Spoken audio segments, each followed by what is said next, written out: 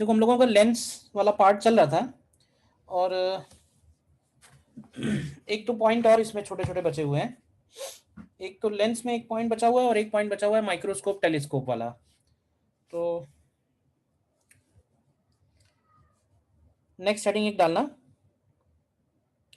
Next heading is lens displacement method. Lens displacement method. Lens displacement method क्या है? Basically ये एक तरह का एक्सपेरिमेंट है और ये एक्सपेरिमेंट है for calculating focal length of a convex lens. For calculating focal length of a convex lens. क्या करते हैं इस एक्सपेरिमेंट में? इस एक्सपेरिमेंट में सबसे पहले क्या होता है? सबसे पहले हमारे पास एक एक्सिस हो गई, ऑप्टिकल एक्सिस बोल सकते हैं इसको, ठीक है। और सामने एक स्क्रीन हो गया, ठीक है। और एक हम इसमें ऑब्जेक्ट को फिक्स करके रखते हैं और ये ऑब्जेक्ट जो है ये सेल्फ ल्यूमिनस ऑब्जेक्ट होना चाहिए। सेल्फ ल्यूमिनस ऑब्जेक्ट से क्या समझते हो? क्यों भाई? सेल्फ ल्यूमिनस ऑब्जेक्ट, देखो ऑब्जेक्ट दो तरह के हैं, एक तो नॉन ल्यूमिनस और एक है सेल्फ ल्यूमिनस। सेल्फ ल्यूमिनस वो होंगे जिनसे एक्चुअली लाइट फोटॉन्स निकल रहे हैं, और नॉन ल्यूमिनस वो होंगे जिनसे जिनके ऊपर फोटॉन्स फॉल हो रहे हैं और वहां से रिफ्लेक्ट होके दूसरे ऑब्जेक्ट्स के पास पहुंच रहे हैं। तो हम सब जो है, हम सब हो गए, डेस्क हो गया, ये सब नॉन ल्यूमिनस वाली कैटेगरी में आएंगे, ठीक है ना। सामने जो मोबाइल का स्क्रीन है वो एक सेल्फ ल्यूमिनस की कैटेगरी में, क्योंकि वहां से एक्चुअली फोटॉन्स एमिट हो रहे हैं। या कोई कैंडल हो गया, टॉर्च हो गया, तो ये सब सेल्फ ल्यूमिनस की कैटेगरी में आएंगे। तो हमें एक सेल्फ ल्यूमिनस ऑब्जेक्ट चाहिए और एक स्क्रीन चाहिए, ठीक है। इनके बीच का जो डिस्टेंस है इसको हम क्वेश्चन में चेंज नहीं करने वाले हैं एक्सपेरिमेंट के दौरान, तो इसको फिक्स रखते हैं और ये डिस्टेंस मान लेते हैं डी है, ठीक है। अब क्या करने वाले हैं हम लोग? इसके बीच में हम लोग एक कॉन्वेक्स लेंस लेने वाले हैं, ठीक है। और इस कॉन्वेक्स लेंस को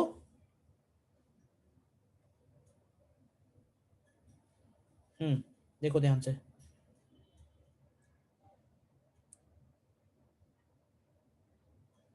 ये कॉन्वेक्स लेंस है। लेट से ये लेंस L1 है और इस लेंस को हमने क्या किया है? इस लेंस को हमने इस ऑब्जेक्ट से x डिस्टेंस पे रखा हुआ है, सच दैट ये लेंस इस ऑब्जेक्ट का स्क्रीन के ऊपर एक इमेज फॉर्म कर रहा है, ठीक है ना। देखो स्क्रीन के ऊपर इमेज तभी फॉर्म हो पाएगी जब वो ऑब्जेक्ट सेल्फ ल्यूमिनस वाला कैटेगरी में होगा, ठीक है ना। तो मान लेते हैं ऑब्जेक्ट का I1 इमेज हो गया और लेंस हो गया। लेंस को हमने इस तरह से बीच में सेट किया है कि लेंस ऑब्जेक्ट का इमेज स्क्रीन पे बना रहा है। देखो जैसे तुमने वो तो किया ही होगा ना भाई, कॉन्वेक्स लेंस लेके तुमने सन का इमेज बना के वो माचिस की तीली तो जलाई होगी ना कभी ना कभी, क्यों भाई? तो वो छोटा सा डॉट बनता है ना येलो कलर का जब हम सन का इमेज बनाते हैं, वो एक्चुअली सन का रियल इमेज होता है, क्योंकि सन जो है वो सेल्फ ल्यूमिनस वाली कैटेगरी में है। तो उसका वो रियल इमेज होता है जो कि ग्राउंड के ऊपर फॉर्म होता है। ग्राउंड एक तरह से स्क्रीन हो गई, तो वैसे ही इमेज यहां भी मिलेगा। अगर हमने एक कैंडल ली है तो कैंडल की जो फ्लेम होगी वो फ्लेम का इमेज हमको स्क्रीन के ऊपर नजर आएगा, जस्ट लाइक थिएटर में जो मूवी देखते हैं उसमें पर्दे पे जो इमेज बनती है, ठीक है। तो सबसे पहले हमें ये देखना है कि x की वैल्यू क्या होनी चाहिए। तो कैसे निकाल सकते हैं x की वैल्यू, क्यों भाई? तो देखो थोड़ा कैलकुलेशन करेंगे इसमें। इसमें हम लोग u की वैल्यू -x लेते हैं। अभी बताओ कि u अगर -x है तो इसका जो इमेज बन रहा होगा, d को हम चेंज नहीं करने वाले हैं, तो इमेज बन रहा होगा इसका d-x पे। तो u -x हो गया तो v की वैल्यू क्या बनेगी? v की वैल्यू प्लस का d-x होगी, और फोकल लेंथ की जगह हम लोग +f रखते हैं। तो ये तीनों वैल्यूज उठा के जरा लेंस फॉर्मूले में रखो, देखो तो क्या मिलेगा। तो यहां से आएगा 1/f is equal to 1/v minus 1/u होगा तो +1/x हो जाएगा। तो ये सॉल्व करेंगे तो ये आएगा 1/f इज इक्वल टू, तो ये आएगा x plus D minus x, यानी d upon x into D minus x. तो यहाँ से आएगा -x² plus xd is equal to fd। तो इसको ऐसे लिख सकते हैं x² minus xd minus fd, नहीं प्लस fd इक्वल टू 0। देखो तो क्या हमें ये x में एक क्वाड्रेटिक इक्वेशन मिल रही है। अब अगर क्वाड्रेटिक मिल रही है तो इसके भी चांसेस हैं कि x की दो सोल्यूशन होंगे। तो आगे लिखते हैं there can be two distinct real roots of above equation. तो बताओगे कि वो रियल रूट्स क्या क्या हो सकते हैं। तो x की वैल्यू बनेगी -b plus minus under root of b² minus 4ac upon 2a। देखो, और हमें यहां ये बता सकते हो कि दो डिस्टिंक्ट रियल रूट्स होने के लिए कंडीशन क्या होगी, कि टू डिस्टिंक्ट रियल रूट्स हो, इस बात की क्या कंडीशन होगी। -4d is greater than 0। तो यहां से हम ऐसे बोल सकते हैं कि only if it is possible, only if d² is greater than 4fd, या फिर इसको लिख सकते हैं कि d should be greater than 4f होना चाहिए। तो ये लेंस डिस्प्लेसमेंट मेथड की एक तरह से कंडीशन आ गई कि जो भी हम आगे करने वाले हैं वो ये कंडीशन तो होनी चाहिए। तो कहने का मतलब क्या है कि हमें ऑब्जेक्ट और स्क्रीन के बीच का डिस्टेंस काफी रखना होगा, मतलब कम ना पड़े। देखो, अगर तुमने ऑब्जेक्ट फिक्स किया है, अगर तुमने स्क्रीन फिक्स की है और तुमने लेंस को मूव करना शुरू किया जिससे कि उसका इमेज बने, अगर तुमको कोई भी इमेज नहीं मिलती है लेंस की किसी भी पोजीशन के लिए, तो इसका मतलब होगा कि वो जो डी तुमने ले लिया है वो 4f से कम है, तो उसको बढ़ाना चाहिए। तो उस डी को आप बढ़ाओगे, ठीक है ना। अगर तुमको एक ही पोजीशन मिलती है, यानी कि एक ही रूट मिलता है, तो एक ही रूट मिलने का मतलब है कि डी की वैल्यू 4f के बराबर होगी। अगर हम दो डिस्टिंक्ट रूट्स चाहते हैं तो फिर हमें डी को 4f से ज्यादा लेना होगा। तो कहने का मतलब ये है कि लेंस की दो डिफरेंट पोजीशंस के लिए सेम पॉइंट पे इमेज बन रहा है, ये एक इंपॉर्टेंट बात है। इसीलिए इस एक्सपेरिमेंट को बोलते हैं हम लोग लेंस डिस्प्लेसमेंट मेथड, मतलब हम लोग लेंस को डिस्प्लेस करने वाले हैं। तो अगर हम लेंस को डिस्प्लेस करेंगे सच दैट, मान लेते हैं कि हमने लेंस को डिस्प्लेस करके इस पोजीशन में ले आए, ध्यान से देखो, ये लेंस की दूसरी पोजीशन है L2, और इस L2 पोजीशन में जो इमेज बन रहा है वो बन रहा है, मान लेते हैं I2। देखो, तो ऐसे बोल सकते हैं कि जो at first position of lens, ध्यान से देखना, एट फर्स्ट पोजीशन L1, तो ऐसे बोल सकते हैं एट फर्स्ट पोजीशन L1 जो x1 का वैल्यू है, x1 का वैल्यू ले सकते हैं d minus under root of d² minus 4fd upon 2, ठीक है। और d माइनस x1 की वैल्यू क्या हो जाएगी, तो d माइनस x1 की वैल्यू हो जाएगी d प्लस, ध्यान से देखो, तो under root of d² minus 4fd upon 2।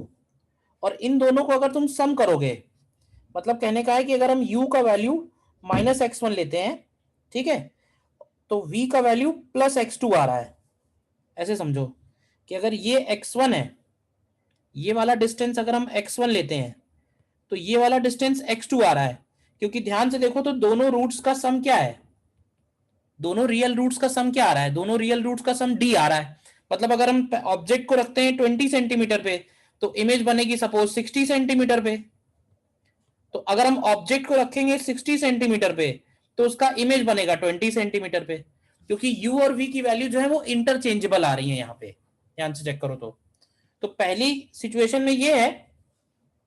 इसी तरह से सेकंड पोजीशन में अगर देखें, एट सेकंड पोजीशन L2, क्यों भाई, तो L2 में जो x2 की वैल्यू आएगी वो आएगी d plus under root of d² minus 4fd upon 2। तो यहां से अगर हम d माइनस x2 निकालेंगे तो d माइनस x2 की वैल्यू आ जा रही है d minus under root of d² minus 4fd upon 2। तो तुम ध्यान से देखो इंटरचेंजेबल आ रही है कि नहीं आ रही है, यानी u का वैल्यू -x2 ले रहे हैं तो v का वैल्यू +x1 आ रहा है। तो पहले केस में अगर हम मैग्निफिकेशन निकालें m1, तो मैग्निफिकेशन की वैल्यू होती है v/u, और इसी को हम लोग लिखते हैं hi/ho। तो इसको ऐसे लिख सकते हैं m1 is equal to hi1/ho, और v/u की जगह क्या, -(x2/x1) आ जाएगा। सेकेंड केस में इसी तरह से m2 निकालें तो m2 की वैल्यू होगी hi2/ho, and this is equal to -(x1/x2). तो बताओ कि m1 m2 में क्या रिलेशन है यहाँ पे, क्यों भाई, m1 m2 में क्या रिलेशन आ रहा है?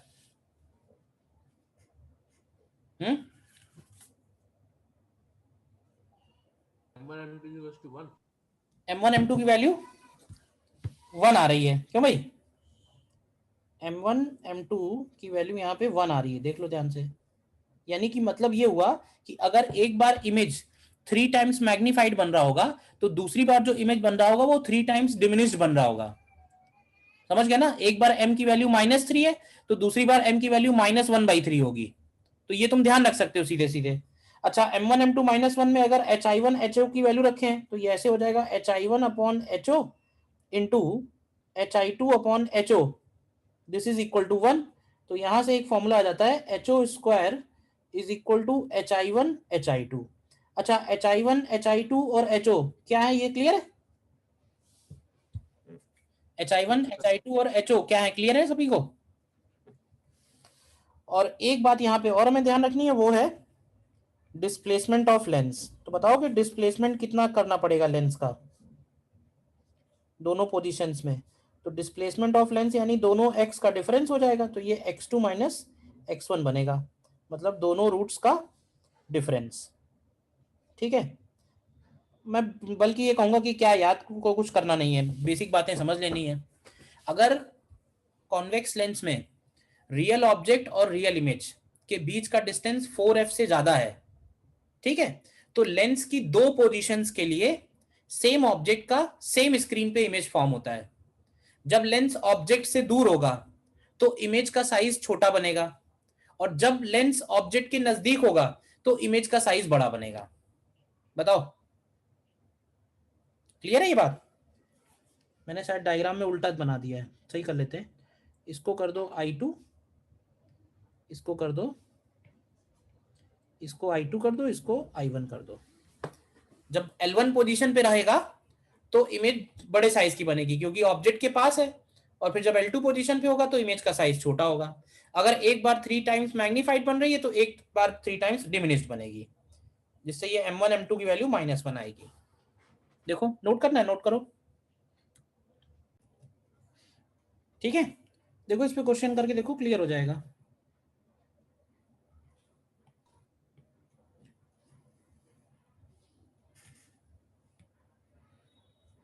देखिए क्वेश्चन आपके सामने, करो ट्राई। देखो इसमें कर सकते हो, कह रहा है source of light of is located at A distance 90 centimetre from a screen, और कह रहा है कि दो पोजीशंस के लिए इमेज बन रही है। अब देखो ये तो हमको मालूम है ना कि वो जो 90 सेंटीमीटर है वो दोनों पोजीशंस के जो रूट्स आते हैं उनका सम बनेगा। ये इक्वेशन तो सीधे सीधे बना सकते हैं ना। अब इसमें ये कह रहा है कि पहले पार्ट में कि दोनों पोजीशंस के बीच में 30 सेंटीमीटर का डिस्टेंस है, तो दोनों पोजीशंस के बीच का जो डिस्टेंस है वो दोनों रूट्स का डिफरेंस होता है। ये दो इक्वेशन तो डायरेक्टली लिख सकते हो ना आप लोग।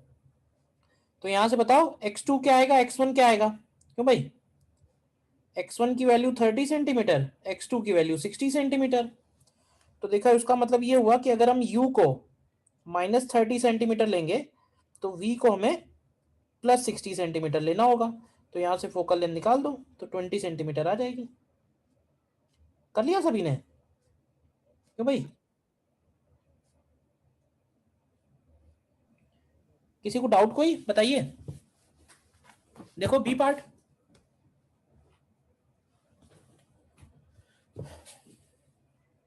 बी पार्ट में, बी पार्ट में कह रहा है transfers dimensions of the image at one position of lens are 4 times greater than those at the other position.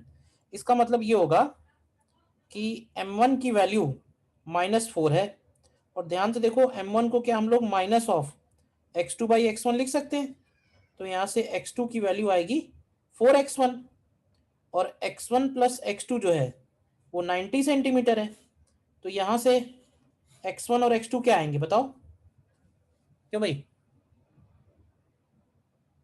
Hmm,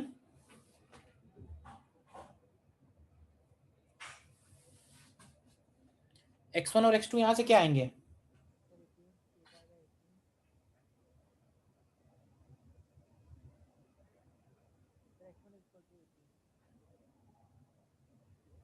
sir 18 और 72। 18 सेंटीमीटर एंड 72 सेंटीमीटर, क्यों भाई? नहीं नहीं, एक सेकेंड, इसमें ये नहीं दिया हुआ है, एक गड़बड़ हो गई।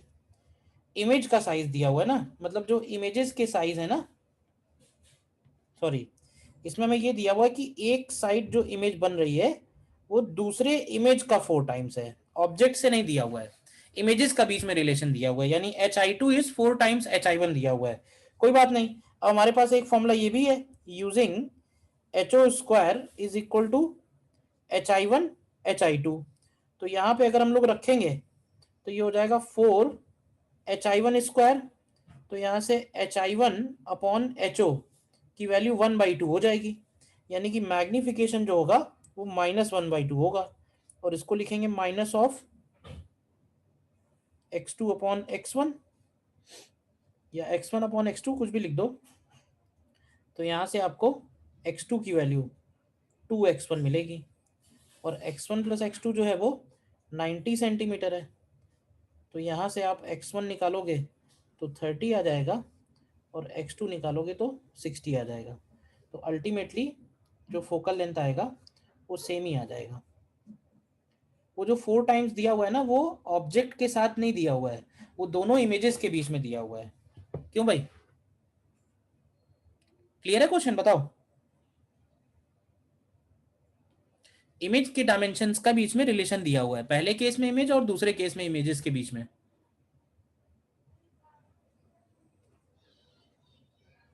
बताओ, कोई डाउट है इसमें तो?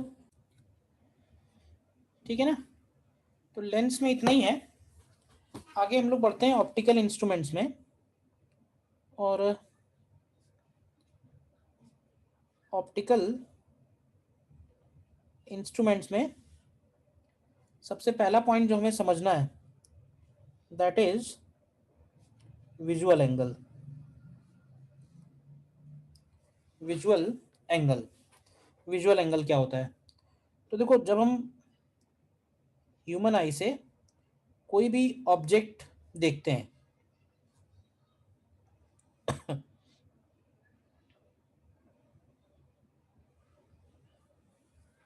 ठीक है, मान लेते हैं कि ये ह्यूमन आई हो गई, और लेट्स से h हाइट का ये ऑब्जेक्ट है, ठीक है, तो हमें मालूम है कि जो आई लेंस है, आई लेंस एक तरह का क्या है, कॉन्वेक्स लेंस है, और वो कॉन्वेक्स लेंस ऑब्जेक्ट का रियल एंड इन्वर्टेड इमेज बनाता है, किसके ऊपर? रेटिना के ऊपर, मालूम है ना ये बात, और उससे हमें वो इमेज का साइज परसीव होता है, ठीक है ना। तो विजुअल एंगल से मतलब ये है, देखो ये जो इमेज है ये हमारे रेटिना के ऊपर जितना एंगल बना रही है, वो एंगल हमें ये बताता है कि वो इमेज हमें कितना क्लियरली या फिर कितना एनलार्ज नजर आ रही है। बात समझना, size of image at retina is directly proportional to visual angle theta, क्योंकि विजुअल एंगल थीटा जितना बड़ा होगा रेटिना के ऊपर इमेज का साइज उतना बड़ा होगा, और जितना साइज बड़ा होगा हमें वो इमेज उतना ही क्लियर नजर आएगी, ठीक है।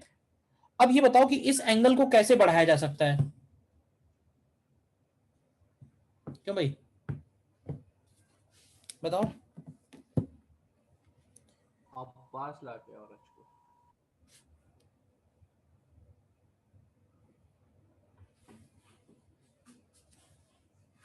क्यों भाई, कैसे बढ़ाया जा सकता है?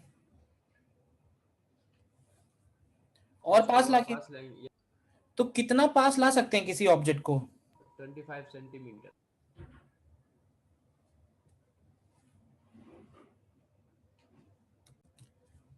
किसी भी ऑब्जेक्ट का अगर हमें मैक्सिमम साइज देखना है, मैक्सिमम साइज, तो मैक्सिमम साइज के लिए हम इसको पास से पास ला सकते हैं, और पास से पास हम लोग इसको रख सकते हैं 25 सेंटीमीटर में, डी, जिसको हम लोग बोलते हैं नियर पॉइंट। क्यों भाई?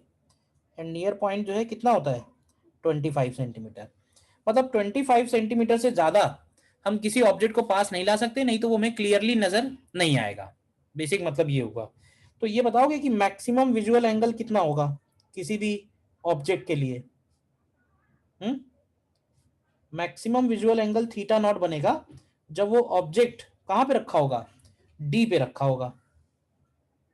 इससे ज्यादा हम विजुअल एंगल नहीं बढ़ा सकते हैं। यानी अगर हम किसी ऑब्जेक्ट को नेकेड आईज से देख रहे हैं, without using any specs, without using any instrument, microscope, telescope, तो उस ऑब्जेक्ट का मैक्सिमम विजुअल एंगल जो पॉसिबल है वो है h/d। इससे ज्यादा ये एंगल पॉसिबल नहीं आएगा। क्लियर? इतनी बात बताइए पहले, ठीक है। अब क्या होता है कि जो भी इंस्ट्रूमेंट हम यूज कर रहे हैं, जो भी इंस्ट्रूमेंट हम यूज कर रहे हैं, चाहे वो माइक्रोस्कोप हो, टेलीस्कोप हो, वो इंस्ट्रूमेंट हम जो यूज कर रहे हैं उसमें हमारा काम यही है कि हमें किसी ना किसी तरीके इस विजुअल एंगल को इंक्रीज करना है। विजुअल एंगल को किसी तरह इंक्रीज करना है। अब विजुअल एंगल को कैसे इंक्रीज कर सकते हैं वो देखते हैं। तो सबसे पहला जो इंस्ट्रूमेंट है हमारा, पहला इंस्ट्रूमेंट है दैट इज, जिसको हम लोग बोलते हैं सिंपल माइक्रोस्कोप। ठीक है, सिंपल माइक्रोस्कोप, या फिर हम इसको सिंपली डिटेक्टिव लेंस का भी नाम देते हैं। मतलब it is a simple convex lens. देखा होगा ना, कई बार कुछ लोग रखते हैं, ज्वेलरी शॉप में भी वो लोग रखते हैं, बहुत छोटे ऑब्जेक्ट्स को देखने के लिए सिंपल एक कॉन्वेक्स लेंस होता है। It is simply a convex lens, जिसको हम लोग सिंपल माइक्रोस्कोप भी बोलते हैं। अब देखो, इससे अगर हम इस ऑब्जेक्ट को देखना चाह रहे हैं तो हमें क्या करना होगा जिससे कि ये एंगल बढ़ जाए। देखना जरा ध्यान से। तो जैसे मान लेते हैं कि ये लेंस हो गया, ठीक है, और हम इस ऑब्जेक्ट को और नजदीक लेके आएंगे सच दैट कि अब इस ऑब्जेक्ट का जो विजुअल एंगल हो वो पहले वाले एंगल से ज्यादा होना चाहिए। तो देखो, एक केस तो ये बनता है जब हम इस ऑब्जेक्ट को उस लेंस के फोकल लेंथ पे रख दें। लेंस के फोकल लेंथ पे रखने से क्या होगा, अगर हम लोग इस लेंस के थ्रू देख रहे हैं, ध्यान से देखना, अगर हम लोग इस लेंस के थ्रू देख रहे हैं तो इस ऑब्जेक्ट का जो विजुअल एंगल हमें नजर आएगा वो ये वाला एंगल नजर आएगा, थीटा। और इस केस में तुम देखो तो थीटा की वैल्यू बनेगी h/f। तो मैग्निफिकेशन कितना हुआ? तो मैग्निफिकेशन जब हम लोग कंपेयर करते हैं तो थीटा अपॉन थीटा नॉट करते हैं। मतलब थीटा जब हम इंस्ट्रूमेंट यूज कर रहे हैं और थीटा नॉट अगर हम इंस्ट्रूमेंट यूज नहीं करते, तो ये वैल्यू निकल के आती है d/f। तो ये सिंपल माइक्रोस्कोप का मैग्निफिकेशन हो गया। बताओगे इस केस में फाइनल इमेज कहां बन रही है? इस केस में फाइनल इमेज कहां बन रही है? इस केस में फाइनल इमेज जो है इंफिनिटी पे बन रही है। क्यों? इस केस में ये बात ध्यान रखना, इस केस में हम लोग बोलते हैं कि final image is at infinity, और इसलिए हम इसको बोलते हैं hence it is called normal adjustments. क्या नाम देते हैं इसको? नॉर्मल एडजस्टमेंट, क्योंकि ये लीस्ट स्ट्रेन्ड स्टेट होती है। देखो, जब हम लोग अपनी आईज से इंफिनिटी वाले ऑब्जेक्ट्स को देख रहे हैं तो हमारी आईज में जो कॉन्वेक्स वो फोकल लेंथ है वो मैक्सिमम है। मैक्सिमम है मतलब रिलैक्स स्टेट में है। रिलैक्स स्टेट कहो या लीस्ट स्ट्रेन्ड स्टेट कहो, ठीक है। इसका हम और भी बढ़ा सकते हैं मैग्निफिकेशन। और कैसे बढ़ा सकते हैं, तो और हम ऐसे बढ़ा सकते हैं कि अगर हम इस इमेज को, ऑब्जेक्ट को इनफैक्ट और नजदीक लेके आए, और नजदीक हम इस तरह से लेके आए कि इस ऑब्जेक्ट का जो इमेज है, इस ऑब्जेक्ट का इमेज डिस्टेंस नियर पॉइंट पे बन जाए। क्योंकि मैक्सिमम मैग्निफिकेशन कब होगा, मैक्सिमम मैग्निफिकेशन तब होगा जब ये नियर पॉइंट पे आएगा। तो जरा देखना ध्यान से, एक लाइट रे तो मैंने ये बना दी, ठीक है, और एक लाइट रे ऐसे बना सकते हैं।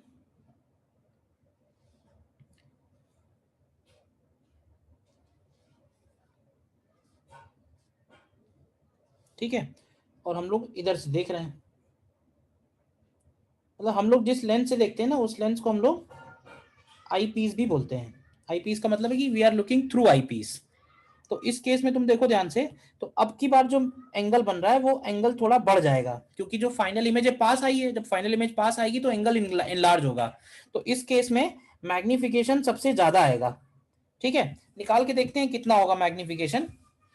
तो इस केस में देखो अगर, तो थीटा की वैल्यू बनेगी h अपॉन यूई। ये वाले डिस्टेंस को हम लोग इस बार यूई बोल देते हैं, ठीक है। अब हमें h अपॉन यूई की वैल्यू चाहिए, और थीटा नॉट कितना होता है, तो थीटा नॉट होता है h अपॉन डी। तो मैग्निफिकेशन बनेगा थीटा अपॉन थीटा नॉट, तो ये आएगा d अपॉन यूई। अब हमें किसी तरह d अपॉन यूई की वैल्यू निकालनी है। तो u का वैल्यू यहाँ पे है माइनस यूई, v का वैल्यू यहाँ पे है माइनस डी, और f का वैल्यू यहाँ पे है प्लस एफ। तो ये तीनों वैल्यूज रखो, क्या आएगा, 1/f is equal to 1/v minus 1/u, तो ये प्लस 1/u ही आ जाएगा। तो 1 अपॉन यू की वैल्यू आएगी 1 upon F plus 1 upon D. तो बताओ कि d अपॉन यू कितना आएगा, d अपॉन यू आ जाएगा 1 प्लस डी अपॉन एफ, ठीक है। तो इस केस में जो मैग्निफिकेशन आएगा वो आएगा 1 प्लस डी अपॉन एफ, और ये वाला केस कहलाता है, इसमें हम लोग बोलते हैं when final image is at near point.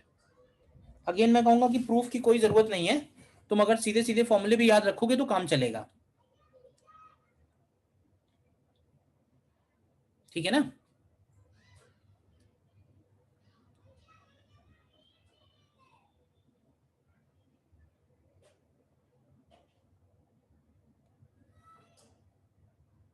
सीधा सीधा फॉर्मूले भी याद रखोगे तो काम चलेगा सिंपली। और इनफैक्ट अगर कोई न्यूमेरिकल आता है इस पे बेस्ड, तो तुम ऐसे समझो अगर डायरेक्ट फॉर्मूले पे आया है तब तो ठीक है, बट अगर डायरेक्ट फॉर्मूले पे नहीं आया है, उसने ऑब्जेक्ट की लोकेशन दी है, फाइनल इमेज के बारे में बताया है और मैग्निफिकेशन पूछा है, तो तुम्हें उसको ज्योमेट्रिकल ऑप्टिक्स के नॉर्मल क्वेश्चन की तरह ही करना है। मतलब ऐसा नहीं है कि हम ये जो मैग्निफिकेशन निकाल रहे हैं ये कोई नया टाइप का मैग्निफिकेशन आ गया है। तुम ध्यान से देखो, ये जो मैंने सेकंड डायग्राम बनाया है, अगर मैं कहूं कि ये ऑब्जेक्ट है और ये इमेज है, तो मैग्निफिकेशन क्या लिखोगे यहाँ पे बताओ, क्यों भाई, अगर ये ऑब्जेक्ट और इमेज है तो मैग्निफिकेशन की वैल्यू क्या h डैश अपॉन h लिखोगे, बताओ। Yes sir. ठीक है, अच्छा h डैश अपॉन h को हम लोग v अपॉन u भी लिखते हैं, क्यों भाई। मैग्निफिकेशन का एक फॉर्मूला तो ये था, मैग्निफिकेशन को हम लोग लिखते हैं hi upon ho, this is also equal to v upon u। अच्छा ये बताओ कि this is also equal to f upon f plus u, क्यों भाई। अच्छा ये बताओगे कि इसी मैग्निफिकेशन की वैल्यू v के टर्म्स में क्या होगी, मतलब u के टर्म्स में तो f upon f plus you हो गई, अगर हम v के टर्म्स में लिखना चाहें तो क्या बनेगी, प्लस v बाई एफ, हाँ plus v by F, 1 plus v by f की 1 माइनस v बाई एफ बनेगी, 1 माइनस 1 माइनस बनेगी। अच्छा अब तुम ध्यान से बताओ जरा, इस केस में, सिर्फ इस केस में अगर हम इसको 1 माइनस वी बाई एफ लिखें तो v की वैल्यू यहाँ पे क्या है, प्लस डी या माइनस डी, माइनस डी है, तो ये आ गया 1 + d/f। तो ऐसा नहीं कुछ नया निकाल रहे हैं, दिमाग में ये डालो, कुछ नया नहीं है, ये मैग्निफिकेशन वही है जो हम अभी तक निकालते आ रहे थे बस। ठीक है, क्लियर है पूरा? बताओ, देखो एक बार ध्यान से, कोई डाउट है बताओ। ठीक है, अगला है फिर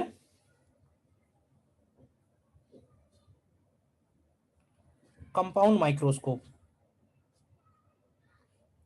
अच्छा, सिंपल माइक्रोस्कोप और कंपाउंड माइक्रोस्कोप में क्या फर्क है?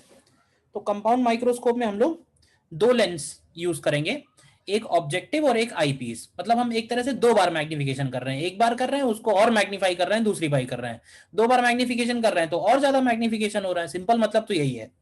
ठीक है, अब इसमें क्या है कि जो ऑब्जेक्टिव का साइज है वो होता है थोड़ा छोटा, ठीक है, और जो आई पीस है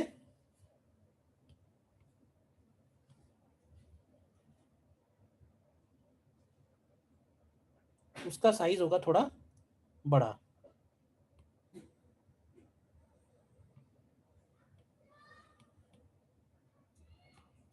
देखो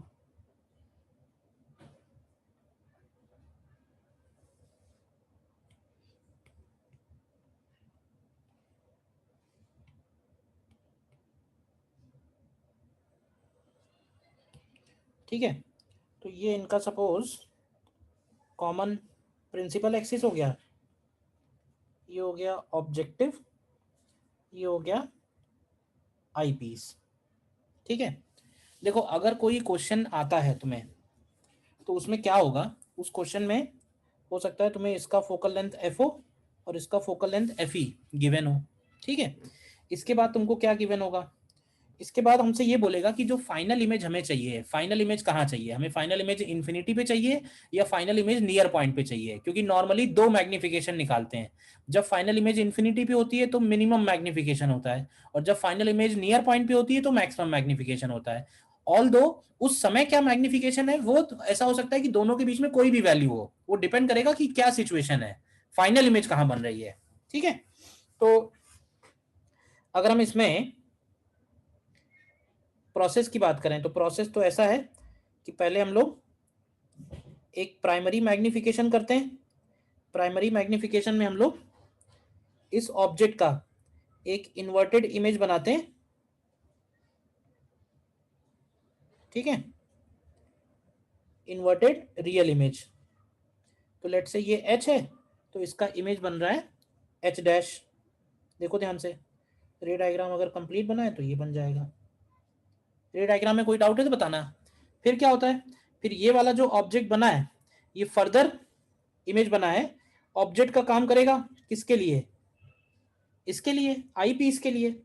अब आई पीस से हम इसका इमेज कहाँ चाहते हैं, आई पीस से हम इसका इमेज इन्फिनिटी पे चाहते हैं या फिर नियर पॉइंट पे चाहते हैं, तो वो डिपेंड करेगा आगे की सिचुएशन पे। तो अगर मान लेते हैं कि पहला केस हम लोग जो कर रहे हैं उसमें हम लोग इसको फाइनल इमेज इन्फिनिटी पे चाहते हैं, तो क्या ये वाला डिस्टेंस एफ ई के इक्वल होगा, एफ ई पे रखेंगे अगर तो हमारा फाइनल इमेज इन्फिनिटी पे बनेगा। देखो इस लाइन को इधर ले जाओ,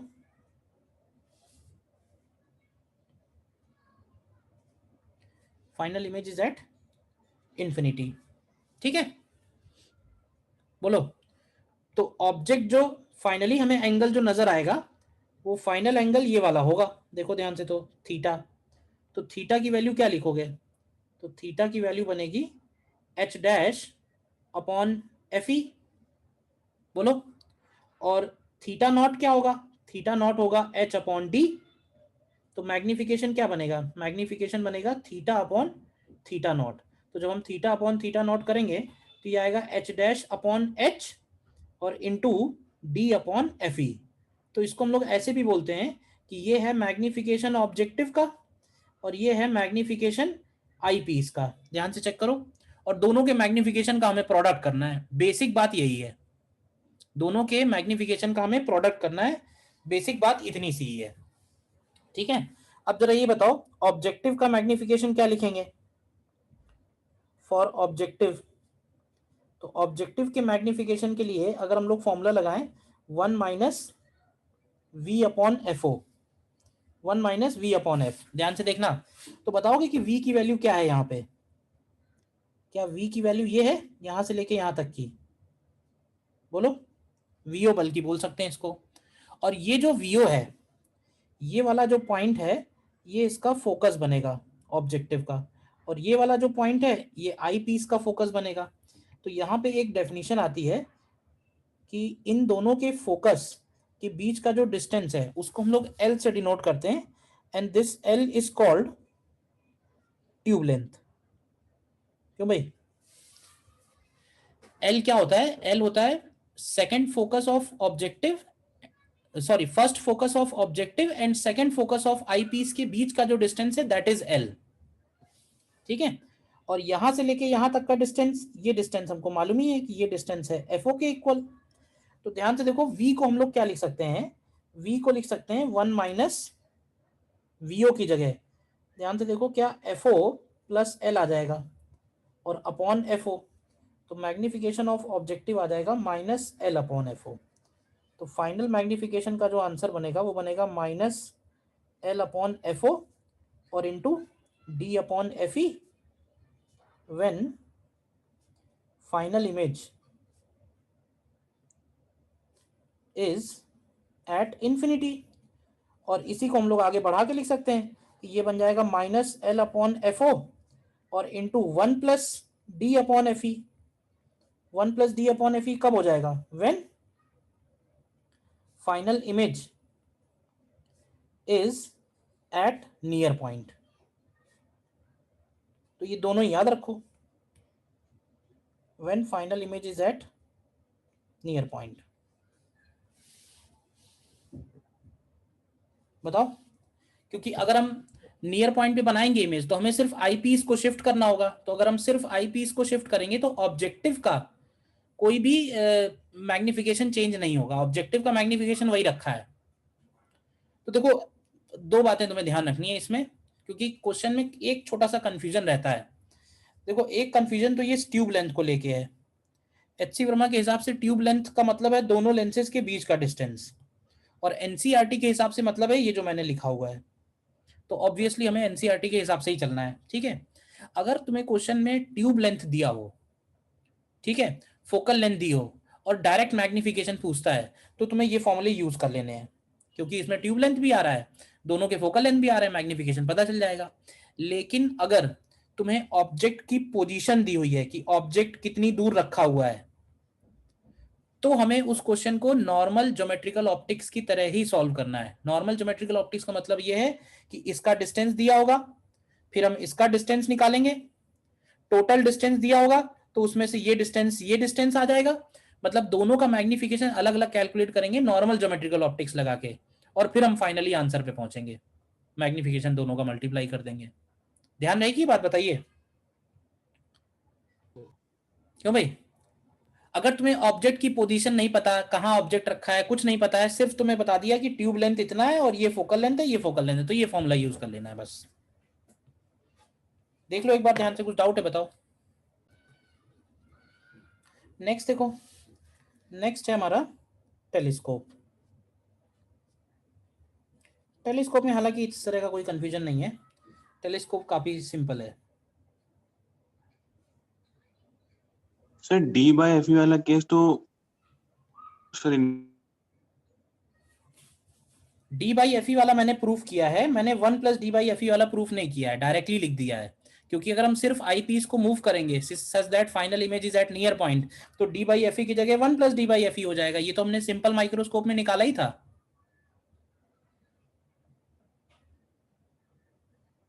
ये डायग्राम जो मैंने बनाया है ये डी बाई एफ का बनाया है, 1 प्लस डी बाई एफ का नहीं बनाया है, वो मैंने डायरेक्ट लिख दिया है।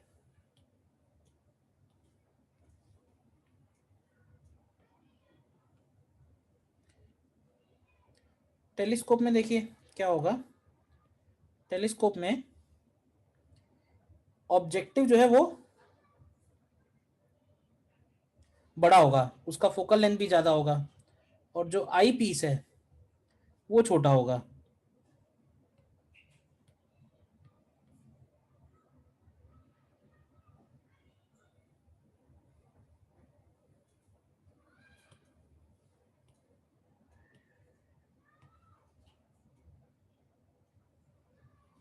ठीक है, और मान लेते हैं ये इसका प्रिंसिपल एक्सिस हो गया, आई पीस का फोकल लेंथ एफ ही हो गया, जैसे कि बाइनोकुलर्स में देखते होगे। अब देखो टेलीस्कोप में एक खास बात है, टेलीस्कोप से हम जिन ऑब्जेक्ट्स को देखने वाले हैं वो ऑब्जेक्ट्स इंफिनिटी पे हैं नॉर्मली, ठीक है ना। तो एक रे इसके ऑप्टिकल सेंटर से ले ली मैंने, और एक रे इसी के पैरेलल ले लेते हैं, ध्यान से देखो, और ये जो पैरेलल वाली रे है मान लेते हैं कि इसको इंटरसेक्ट होगी। बताओ कि ये कौन से पॉइंट पे इमेज बनाएंगे। मैंने इन्फिनिटी पे एक इमेज ले लिया है, एक ऑब्जेक्ट ले लिया है, इन्फिनिटी पे ऑब्जेक्ट है लेट से ए बी। तो इस ए बी ऑब्जेक्ट का जो इमेज बनेगा यहाँ पे बीच में, ये कौन से पॉइंट पे बनेगा, यानी कि ए डैश बी डैश। क्या फोकस होगा, किसका फोकस, ऑब्जेक्टिव का फोकस होगा ये, ठीक है। इसके बाद आई पीस क्या करेगा, तो आई पीस फिर से पहले की तरह इसका फर्दर इसका इमेज बनाएगा। तो अगर हम डायग्राम बनाएं सिर्फ नॉर्मल एडजस्टमेंट्स का, नॉर्मल एडजस्टमेंट्स का मतलब है कि हम फाइनल इमेज कहाँ बना दें, फाइनल इमेज हम इन्फिनिटी पे बना दें। तो एक लाइट रे ऐसे जा रही है और एक लाइट रे ऐसे जा रही है, और इनका फाइनल इमेज इन्फिनिटी पे है। तो बताओगे कि ये डिस्टेंस कितना होगा, ये डिस्टेंस एफ ई के इक्वल होगा, ठीक है। अब देखो टेलीस्कोप से जब हम लोग मैग्निफिकेशन कंपेयर करते हैं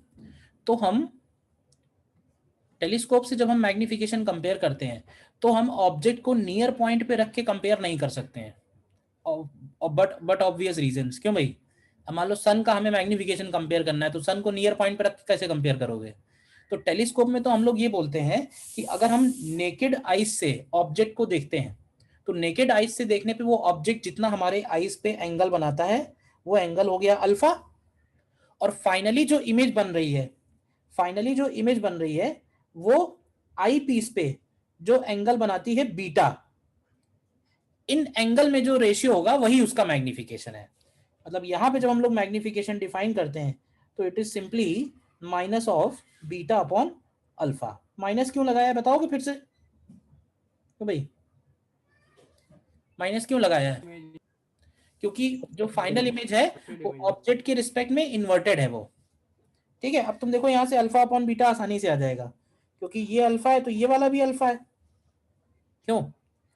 तो अल्फा की वैल्यू ध्यान से लिखो, तो क्या ये A dash B dash upon F होगा, और बीटा की वैल्यू लिखोगे तो ये A dash B dash upon F ही होगा। तो मैग्निफिकेशन होता है minus of beta upon alpha, तो देखो ये minus of F O upon F ही आ जाएगा। तो ये मैग्निफिकेशन हो गई। ये कौन से केस में निकल के आया है, ये निकल के आया है under normal adjustments, under normal adjustments. और बताओगे कि what is length of telescope, this is the length of telescope. Length of telescope इस केस में क्या होगी, इस केस में length of telescope f o plus f e के इक्वल होगा, है या नहीं है, बोलिए, ठीक है। अच्छा सेकंड केस में क्या होगा, सेकंड केस में देखो अल्फा तो इतना ही रहेगा, अल्फा की value A dash B dash upon F O ही रहेगी, ठीक है। हाँ बीटा चेंज हो जाएगा, बीटा की वैल्यू हो जाएगी A dash B dash upon F E की जगह क्या आ जाएगा, यू ई, एफ ई की जगह क्या आएगा, यू ई आएगा। तो यहां से अगर हम लोग मैग्निफिकेशन निकालेंगे बीटा अपॉन अल्फा तो ये एफ ओ अपॉन यू ई बनेगा विद माइनस साइन। तो हमें 1 अपॉन यू ई की वैल्यू निकालना है, तो u की जगह लिखेंगे माइनस यू ई, ध्यान से देखना, v की जगह आएगा माइनस डी, और f की जगह आएगा प्लस एफ ई। तो ये सारी वैल्यूज उठा के रखो, तो 1 upon F e is equal to 1 upon v plus 1 upon u e हो जाएगा।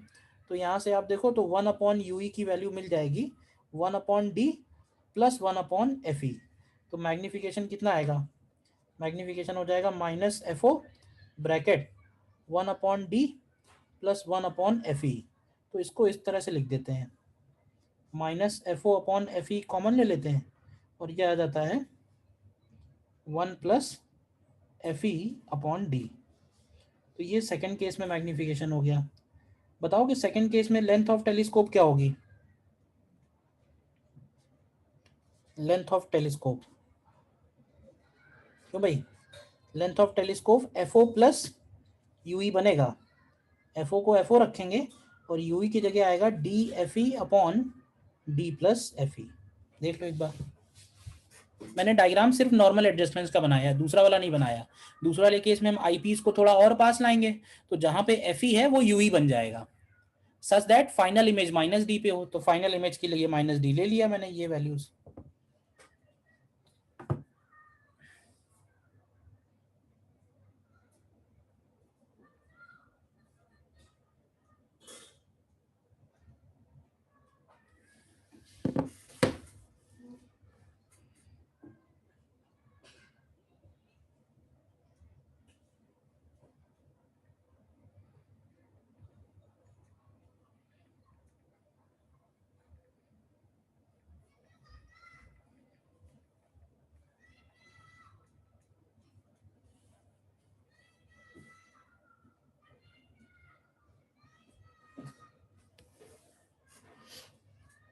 बोलिए, कोई डाउट तो?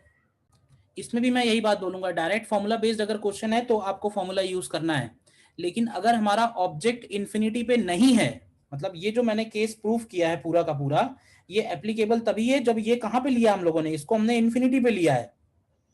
तो अगर वो ऑब्जेक्ट इन्फिनिटी पे नहीं हुआ तो ये जितना हमने कर रखा है इसमें से कोई भी फॉर्मूला नहीं लगेगा। फिर हमें दोनों लेंथ से अलग अलग इमेज बनानी है, दोनों का मैग्निफिकेशन निकालना है, दोनों मैग्निफिकेशन का मल्टीप्लाई करना है। बोलिए, क्लियर है ये बात? सर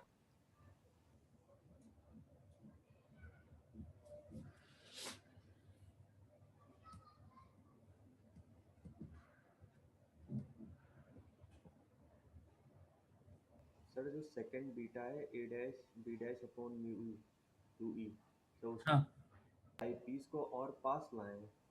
हम क्या चाहते हैं, हम चाहते हैं कि जो फाइनल इमेज इन्फिनिटी पे है वो इन्फिनिटी की बजाय 25 सेंटीमीटर पे बने, तो हमें ऑब्जेक्ट को फोकस के अंदर लाना होगा।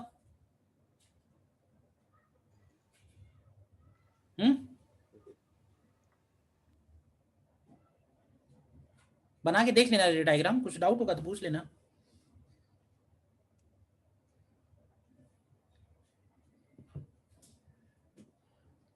ठीक है, बताइए।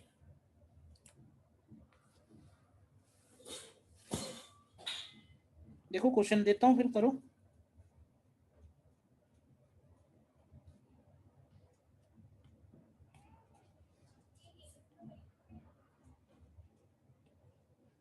देखो ये क्वेश्चन है,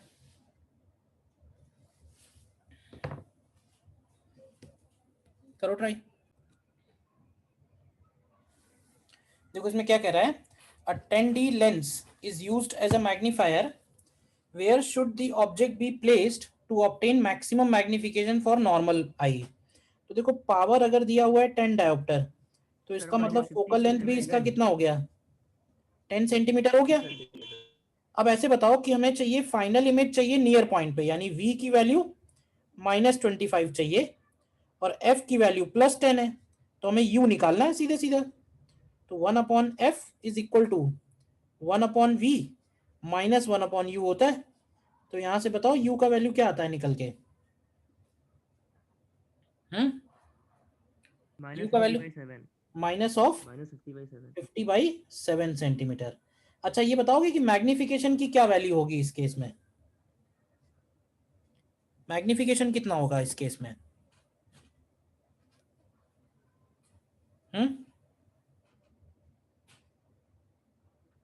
मैग्निफिकेशन कितना होगा? मैग्निफिकेशन को हम इससे भी लिख सकते हैं 1 - V/F, तो हो जाएगा 1 - V की जगह -25, F की जगह 10, कितना आएगा 3.5 हो जाएगा। बस ऐसे भी निकाल सकते हैं। कर लिया था सभी ने, बताओ। तो सर ऑब्जेक्ट डिस्टेंस निकालने क्या फायदा हुआ?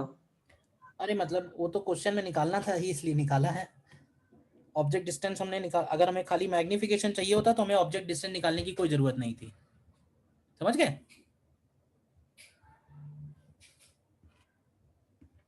अगला देखो, 3:130. कह रहा है object is seen through a simple microscope of focal length given है, find the angular magnification produced if the image is formed at near point. तो फिर से हो गया, तो सीधा ही सीधा हो गया ना, मैग्निफिकेशन सीधे सीधे 1 plus Plus D by F. D by F रख देंगे, हो गया। Yes, sir. 37/12. 37/12, ठीक है।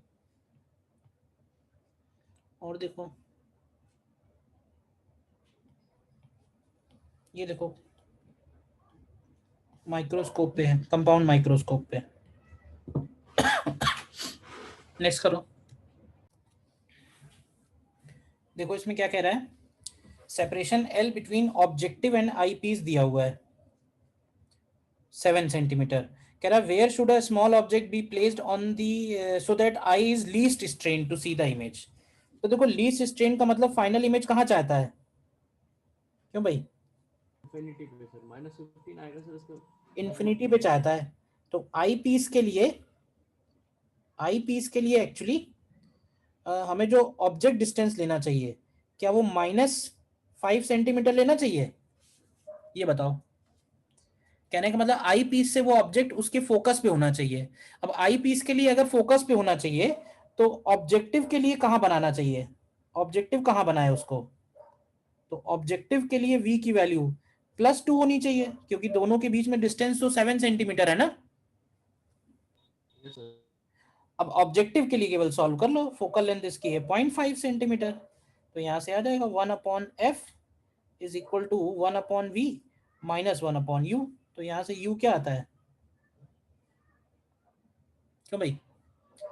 1/2 -2 माइनस ऑफ 2/3 -2/3 आंसर हो गया। बताओ Yes, sir.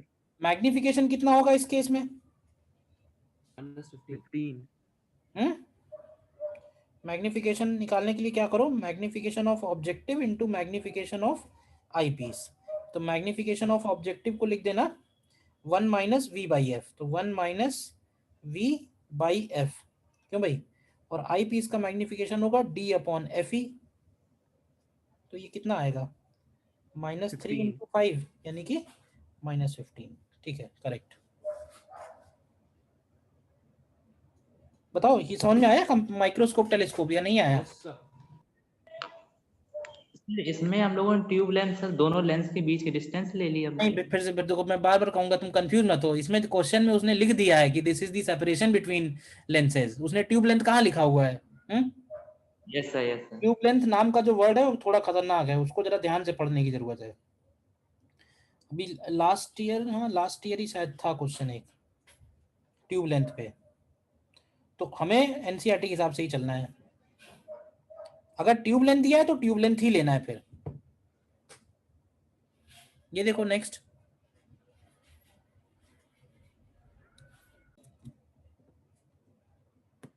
हाँ, compound microscope consist of objective, FO दिया है 1 एंड आई पीस दिया है 5, देने दोनों के बीच का डिस्टेंस दिया है 12.2। तो पहले तो पूछा हुआ है at what distance from the objective should an objective be placed to focus is properly, final image is at the least distance of clear vision. तो इसका मतलब उल्टा सॉल्व करेंगे हम, आई पीस से शुरू करेंगे। अब देखो आई पीस के लिए v का वैल्यू -25 है और f का वैल्यू 5 है, तो इसका पहले u निकालो। तो 1/f is equal to 1/v minus 1/u, क्यों भाई? तो यहाँ से u क्या आता है, -25/6. माइनस का 25/6। तो क्या इसको हम अप्रोक्सीमेटली माइनस का 4.2 बोल सकते हैं, क्यों भाई? तो इसका मतलब है कि अगर आई पीस से जो ऑब्जेक्ट है वो 4.2 पीछे है तो ऑब्जेक्टिव से कहाँ बना होगा? तो क्या 12.2 में 4.2 माइनस कर दें, यानी +8 पे बना होगा? Yes sir. तो इसके लिए f की वैल्यू कितनी है 1 सेंटीमीटर, तो इसके लिए u निकालो क्या आएगा, तो 1/f is equal to 1/v minus 1/u, तो यहाँ से माइनस का 7 रखिए, तो एक आंसर तो ये हो गया।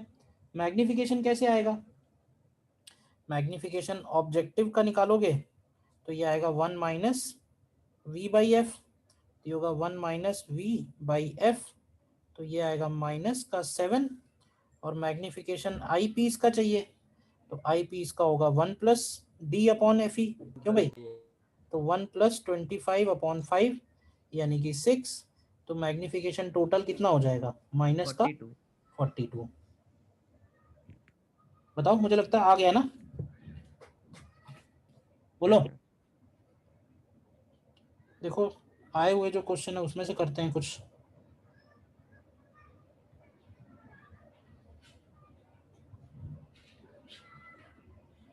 ये देखो क्वेश्चन नंबर 62 करो पहले तो।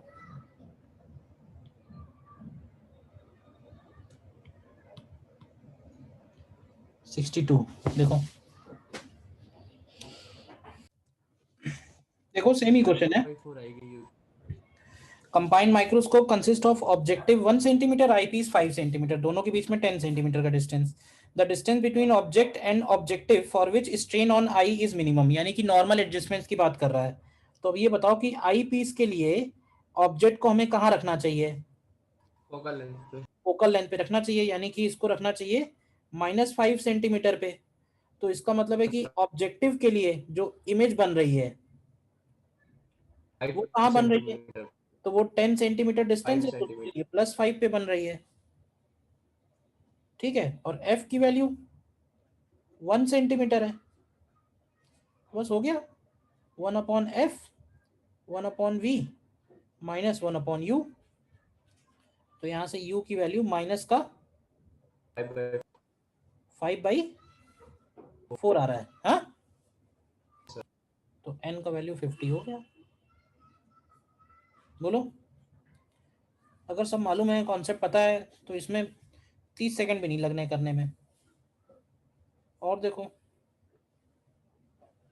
कंपाउंड माइक्रोस्कोप के तो खैर बहुत सारे क्वेश्चन आए हुए हैं, टेलीस्कोप का देखते हैं।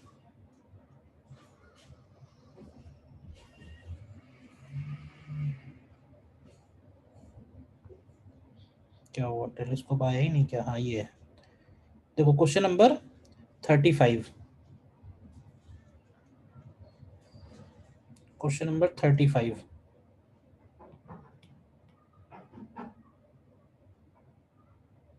देखो लास्ट क्वेश्चन में कोई डाउट है किसी को तो बताओ।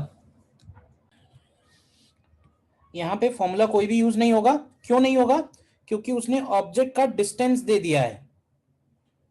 हम लोगों ने जो फॉर्मूले डिराइव किए हैं वो इन्फिनिटी वाले ऑब्जेक्ट्स के लिए हैं। अब कह रहा है 2 मीटर फ्रॉम ऑब्जेक्टिव है, तो ऑब्जेक्टिव के लिए सॉल्व करना पड़ेगा यहाँ पे हमें। तो फॉर ऑब्जेक्टिव u का वैल्यू हो गया माइनस का 200 सेंटीमीटर, और फोकल लेंथ ऑब्जेक्टिव का हो गया 50 सेंटीमीटर। तो इससे इसका v निकालो क्या आएगा, तो 1/f is equal to 1/v minus 1/u, तो यहां से v कितना आता है, क्यों भाई, प्लस का 100/3, हाँ प्लस का 200/3 आता है ना। और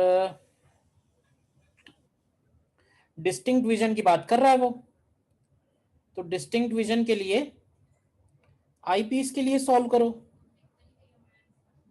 आई पीस के लिए, तो आई पीस के लिए v की वैल्यू -25 रखनी है, और फोकल लेंथ 5 सेंटीमीटर है, तो ऑब्जेक्ट कहाँ होना चाहिए, तो 1/f is equal to 1/v minus 1/u, तो यहां से u क्या आता है, क्यों भाई, -25/6, माइनस का 25/6, ठीक है ना। तो देखो v का मतलब है कि वो ऑब्जेक्टिव से उसका इमेज का डिस्टेंस हो गया, और u का मतलब है कि वो आई पीस से उसका पीछे की तरफ हो गया। तो हम लेंथ ऑफ टेलीस्कोप निकाल सकते हैं, बट हमें लेंथ थोड़ा निकालनी है, हमें तो मैग्निफिकेशन चाहिए। तो मैग्निफिकेशन कितना होता है, मैग्निफिकेशन ऑब्जेक्टिव का निकालो, ऑब्जेक्टिव का मैग्निफिकेशन हो जाएगा 1 माइनस वी बाई एफ। अब मत कहना कि सर आप फॉर्मूला तो माइक्रोस्कोप का लगाए दे रहे हो, क्यों भाई? अपॉन 50 कितना आएगा ये हो जाएगा -4/3, ये होगा माइनस का 1/3। और आई पीस के लिए 1 प्लस डी बाई एफ, तो 1 प्लस डी अपॉन एफ, तो ये आ जाएगा 6। तो टोटल मैग्निफिकेशन हो जाएगा -2। ये फॉर्मूले मैंने माइक्रोस्कोप के क्यों लगा दिए ये बताओ, क्यों भाई? फॉर्मूले मैंने माइक्रोस्कोप के क्यों लगा दिए? था तो ये टेलीस्कोप।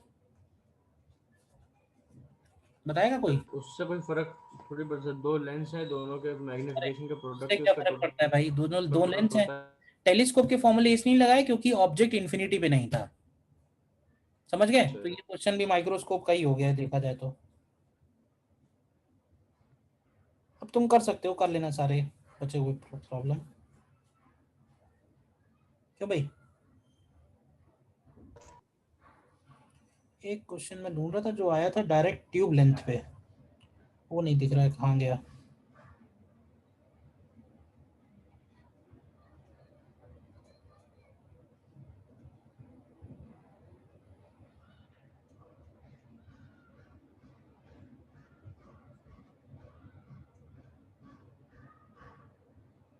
जनवरी वाले में आया था, हाँ ये है 48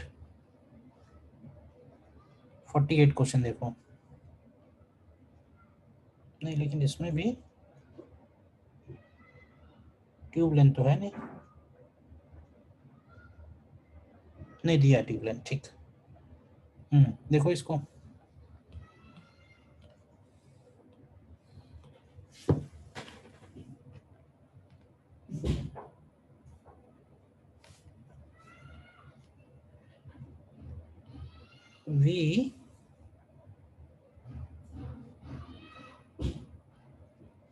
we need magnification of 375।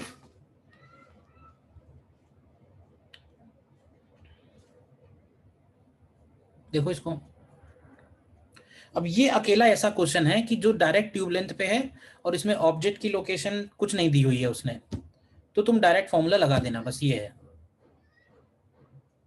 ठीक है?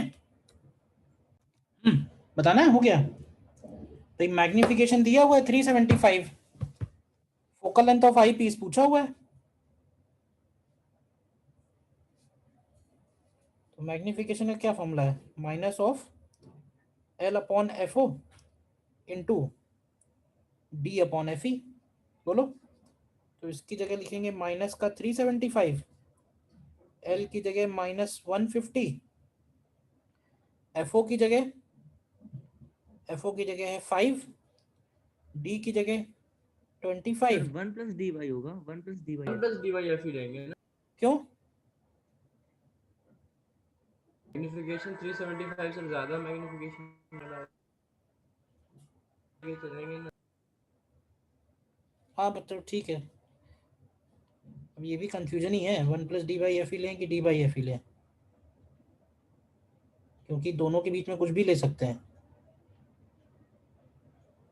किससे आता है आंसर इसमें?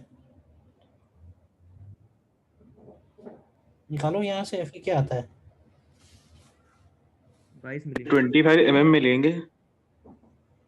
अरे डिवाइड कर रहे हैं तो फर्क नहीं पड़ेगा, एमएम में लोगे तो एमएम में आ जाएगा, 250 ले लो। सेंटीमीटर में लोगे तो एफ ही सेंटीमीटर में आएगा, एमएम में लोगे तो एफ ही में एमएम में आएगा। आ रहा है 22 यहाँ से? यस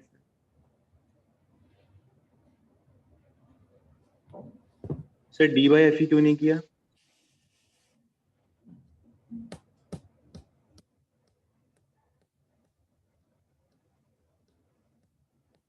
डी बाई एफ ही करके देखो कितना आंसर आता है। सर उससे 12 आ रहा है।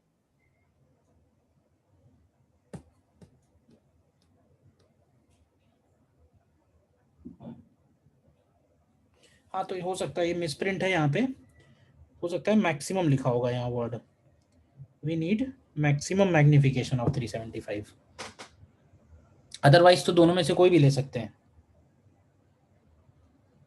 मैक्सिमम लिखा होगा कुछ ना कुछ क्वेश्चन में, चेक करेंगे, देखेंगे क्वेश्चन में क्या दिया है। ठीक है, तो माइक्रोस्कोप, टेलीस्कोप, ज्योमेट्रिकल ऑप्टिक्स यहाँ पे खत्म होता है। ठीक है, तो आप डीबीबी के बचे हुए क्वेश्चंस कर लेना।